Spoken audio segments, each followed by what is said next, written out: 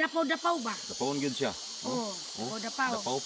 Kunya ang ako tugan niya ka nini, Oo. ka ambit. Okay. Kung ang imong lawas, katul kaayo. Marag sa doktor pa, in English pa, allergy. Allergy. Pwede kalit, nanubo, daghang kaayo. Yun. Sa liog, sa mga paa, sa lubot, ingon dahil ni mga pa-check up ko ka allergy. Kunya, naitambal mahal kaayo, apanula ka mauli eh. Sa amo sa tribo, nakatagbo ka og dili nato ino parehas. Okay. Unya, og sa uban pa, nakatagbo ka og dautan nga hangin. Kini imong kuhaon, Ana, apil sa dahon ug ang sanga. yun.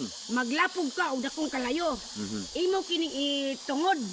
Unya magpatungod ka dayon diha ang aso mao dayon kato imong Mura palina. ang aso ipalina nimo. Oo, palina. Nga kung unsa man ang akong natagbuan, mga kapri ba? Oo. Ug unsa man galing nga mga dagan sa hangin nga dautan nga hangin na dala sa laing lugar. Oo. Mawala na kining katul kaayo nga sakit nga katul sa liog, sa lawas, labi nag mas pinakasakit og sa bisong ug sa lubot mo kuan. Oo.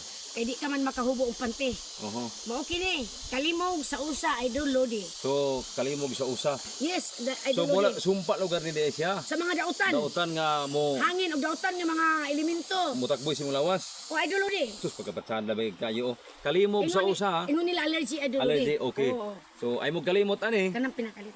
Tanawag it ang dahon basig na ni sa inyong kuan mga garden o sa kalasangan na magini. Idol lodi hay. O dapawon kay siya og ano kining texture kining gitaw nato nga porma. Kay No? press ani pud dili mao. Oo. Sige, salamat ninyo. Salamat May og adlaw. mayong buntag kining tanan.